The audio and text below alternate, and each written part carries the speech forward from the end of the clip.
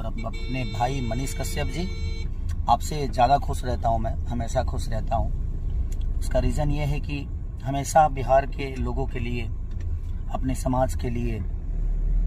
बिहार के उन्नति के लिए हमेशा आपकी लड़ाई जारी रहती है। रोज़गार बेस पे हो, या किसी बेटी की बात हो, या किसी बेटा की बात हो, शिक्षक की बात हो, या स्टूडेंट की बात हो, हर उस बात में आप रहते हैं और ये आपका ऊर्जा हमेशा बरकरार रहे। मेरी पर मेरे बारे में इतना अच्छा बात बोलने के लिए खेसारी लाल यादव भैया, आपको तहे दिल से धन्यवाद।